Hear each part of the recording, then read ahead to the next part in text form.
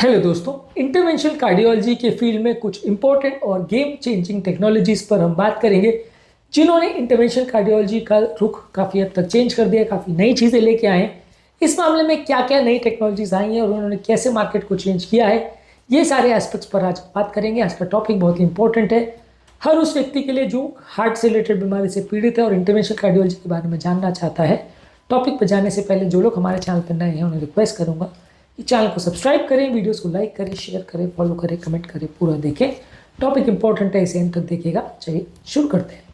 सबसे पहले एंजियोप्लास्टी की दुनिया में ड्रग कोटेड बलून्स आए। स्टेंट्स में तो काफ़ी काम हुआ ही है। नई जनरेशन के स्टेंट्स पहले के स्टेंट्स के कंपेरिजन में काफ़ी बेटर है। रिस्टोर्स के रेट्स काफ़ी बेटर है। पहले जब सादे या नॉन ड्रग कोटेड स्टेंट्स आते थे तो रीब्लॉकेज का चांस कंपेरेटिवली काफ़ी ज़्यादा होता था। जब से दवा वाले कोटेड स्टेंट्स आने लग गए तब से रीब्लॉकेज का चांस कंपेरेटिवली बहुत कम हो गया। पहले 25% था, अभी 5% हो गया।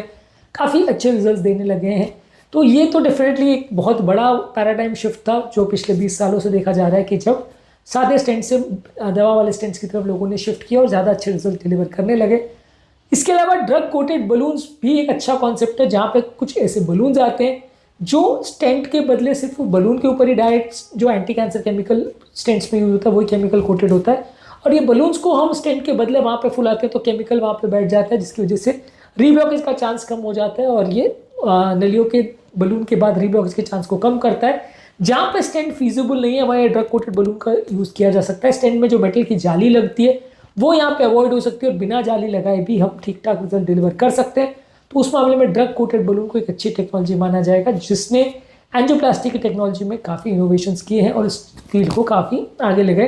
ड्रग कोटेड बलून्स के रिजल्ट्स और उसके इश्यूज पर हमने अलग वीडियो में बात की है, पर फिलहाल इतना समझ लीजिए कि ये भी काफ़ी अच्छा टेक्नोलॉजी है। इसके अलावा बायो ऑब्जॉर्बेबल स्कैफोल्ड्स यानी पूरे डिजोल्व होने वाले स्टेंट के स्कैफोल्ड्स भी आ गए हैं, जो स्टेंट वहाँ पे मेटल के बदले रेजिन कोटेड या इस तरह के मटेरियल के बनाए हुए स्टेंट होते हैं जो अपने आप खुल जाते हैं और बाद में वहाँ पे स्टेंट्स की जगह कुछ नहीं बचता है, वो अपने आप रिजॉल्व हो जाता है नली को खोलने के बाद। ये टेक्नोलॉजी बिना स्टेंट के मेटल के नली को खोलने में मददगार है और ये रेगुलर बलून एंजियोप्लास्टी से बेटर है। स्टेंट्स की इस टेक्नोलॉजी को काफ़ी यूज़ किया गया था, लेकिन ये माना गया कि इसके रिजल्ट मेटालिक स्टेंट जितने अच्छे नहीं पाए गए क्योंकि इसमें कई टेक्निकल इशू थे, खासकर जो फर्स्ट जनरेशन स्टेंट्स आए थे, इसलिए उनको मार्केट से विड्रॉ करना पड़ा क्योंकि उससे उतने अच्छे रिजल्ट नहीं डिलीवर हो पाए।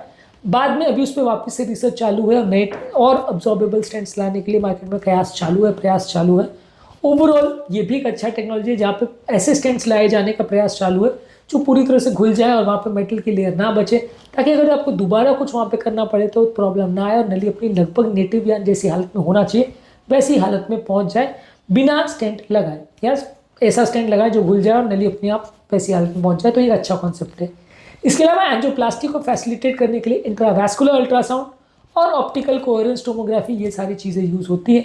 इंट्रावैस्कुलर अल्ट्रासाउंड बेसिकली एक अल्ट्रासाउंड का कैथेटर है जिसको हार्ट की नली के अंदर डाला जाता है और इससे इमेजिंग द्वारा हार्ट की नली में कोई ब्लॉकेज है या नहीं ये पता चलता है और स्टेंट कैसे लगा है, नहीं अच्छे से लगा है, उसकी डिलीवरी टेक्निक को, ये सारी चीज़ों को फैसिलिटेट करने में मदद करता है।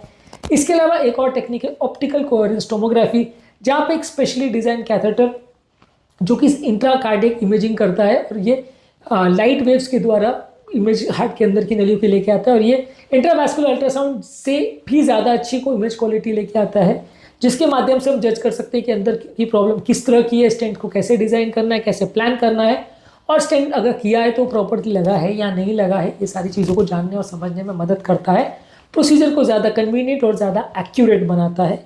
इसके अलावा एक और टेक्नोलॉजी है fractional flow reserve technology. Fractional flow reserve technology basically ऐसी टेक्नोलॉजी है जहाँ पर किस नली में स्टेंट की आवश्यकता है या नहीं वो जानने में मदद करता है। मान लीजिए किसी व्यक्ति को अगर 60-70% ब्लॉकेज है और देखने पे आपको कुछ यूज़ में ऐसा लग रहा है कि स्टेंट की ज़रूरत है, कुछ यूज़ में लग रहा है कि नहीं ज़रूरत है, तो वहाँ पे स्टेंट करना चाहिए या नहीं करना चाहिए, ये डिसीजन करने में इंट्रावैस्कुलर अल्ट्रासाउंड कुछ हद तक देखने में मदद करता है। फ्रैक्शनल फ्लो रिजर्व उसको मेजर करने में मदद करता है कि नली के आगे और पीछे तरफ की जो ब्लॉकेज है उसमें कितना प्रेशर ग्रेडियंट है, कितना प्रेशर डिफरेंस है, उसकी बेसिस पे आप ट्रीटमेंट स्ट्रैटेजी प्लान कर सकते हो। इसके अलावा एक और सिग्निफिकेंट एडवांसमेंट जो आई है वो ट्रांस कैथेटर वाल्व थेरेपीज है। अगर किसी को एओर्टिक वाल्व का या माइट्रल वाल्व का प्रॉब्लम है तो अभी टेक्नोलॉजी ऐसी डेवलप हो गई कि ऐसे कैथेटर्स आए हैं जो अंदर बलून के माध्यम से एक वाल्व को अंदर फुला देते हैं और वाल्व वहाँ बैठ जाता है और पुराना खराब वाल्व को आप क्रश कर देते हैं, नया टिश्यू का वाल्व वहाँ पे लगाया जा सकता है, जो कि 10-15 साल बगैर सर्जरी पेशेंट को अच्छे खासे रिजल्ट दे सकता है। इस प्रोसीजर को टावी बोलते हैं, यानी transcatheter aortic valve implantation या TAVR transcatheter aortic valve replacement surgery बोलते हैं। ये प्रोसीजर कैसे होता है, क्या होता है, इस पर ऑलरेडी हमने काफ़ी सारे वीडियोज़ और काफ़ी सारे एनिमेटेड वीडियोज़ भी किए। इन वीडियोज़ को ज़रूर देख लीजिएगा। पर ये भी एक अच्छा एडवांसमेंट है जो इंटरवेंशनल कार्डियोलॉजी की फील्ड में आया है, जहाँ पर एओर्टिक वाल्व को आप रिप्लेस कर सकते हैं बगैर सर्जरी द्वारा। इसके अलावा एक माइट्रा क्लिप टेक्नोलॉजी है, जहाँ पे एक क्लिप द्वारा माइट्रल वाल्व में अगर लीकेज है तो क्लिप लगा के आप उसको वहाँ पे बैठा देते हैं, ताकि ये वाल्व का लीकेज कंपेरेटिवली कम हो जाए। और किसी व्यक्ति को बहुत ज़्यादा लीकेज है तो बगैर सर्जरी भी क्लिप द्वारा आप उसे रिपेयर कर सकते हैं और ओपन हार्ट सर्जरी की माथा-पच्ची को बचा सकते हैं। इसके अलावा बाकी वाल्व्स में भी दूसरे तरह के इस तरह के इंटरवेंशन आए। ट्राइकस्पिड वाल्व में भी कर सकते हैं, माइट्रल वाल्व को भी रिप्लेस कर सकते हैं। हालांकि जो रिप्लेसमेंट टेक्नोलॉजी है वो एओर्टिक वाल्व में ज़्यादा डेवलप्ड है, पर बाकी वाल्व्स में भी ये चीज़ें संभव है और over a period of time development इस पर चालू है। Over a period of time इस पर भी और अच्छे रिजल्ट डिलीवर किए जा सकेंगे। पर आज के डेट में आप इतना मान सकते हैं कि ये टेक्नोलॉजीज ने सर्जरी को काफ़ी हद तक अवॉइड किया है। और ओपन हार्ट सर्जरी के बदले आप ये वाल्व को चेंज करने का टेक्नोलॉजी अगर आ जाता है तो बहुत सारे पेशेंट्स को जो अननेसेसरी ओपन हार्ट सर्जरी लगता है वाल्व चेंज करने के लिए, उसको अवॉइड किया जा सकता है।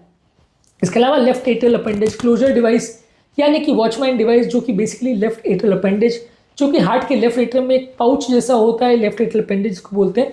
यहाँ पे कई बार बहुत सारे पेशेंट में, खासकर एट्रियल फिब्रिलेशन के पेशेंट में खून का थक्का जम जाता है, यानी क्लॉट जम जाता है। और ये खून का थक्का जब हार्ट से निकल के अगर ब्रेन में जाता है तो लकवा कर सकता है, व्यक्तियों की लाइफ खराब कर सकता है।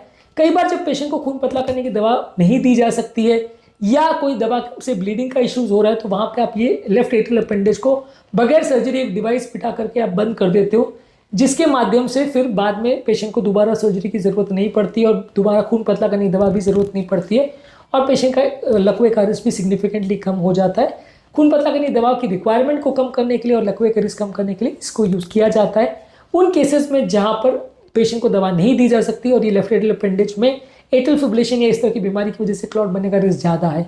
हर व्यक्ति में नहीं किया जाता, पर जहाँ पे एट्रियल फिब्रिलेशन और क्लॉट ऑलरेडी या तो हो चुका है या दोबारा होने का रिस्क है या ऑलरेडी क्लॉट डॉक्यूमेंटेड है, वहाँ पर उस पाउच को हम बंद कर देते हैं एक बटन लगाकर, और वहाँ से फिर जो क्लॉट बनेगा वो अगर बनता भी है तो पहले तो ब्लड ही नहीं जाएगा तो क्लॉट नहीं बनेगा, और अगर क्लॉट बनता भी है तो एटलीस्ट वो बाहर नहीं निकलेगा, हार्ट के सर्कुलेशन में नहीं आएगा, ब्रेन तक नहीं जाएगा, लकवा नहीं करेगा, तो व्यक्ति को लकवे से बचाया जा सकता है। ये सारे कुछ नए और इनोवेटिव इंटरवेंशंस हैं जो पिछले कुछ सालों में आए हैं, जिन्होंने इंटरवेंशनल कार्डियोलॉजी की फील्ड को पूरी तरह से चेंज कर दिया और टेक्नोलॉजी को काफ़ी एडवांस कर दिया है। इसके अलावा भी कुछ और नए इंटरवेंशंस हैं, कुछ और नई टेक्निक्स और प्रोसीजर्स हैं जिसके बारे में इस वीडियो के सेकंड पार्ट में बात करेंगे। उस वीडियो को भी ज़रूर चेकआउट करें। उम्मीद करूंगा कि आज के टॉपिक में कुछ नई बातें जानने को मिली होगी। जो लोग हमारे चैनल पर नए हैं उन्हें रिक्वेस्ट करूंगा कि चैनल को सब्सक्राइब करें, वीडियोज़ को लाइक करें, शेयर करें, फॉलो करें, कमेंट करें, पूरा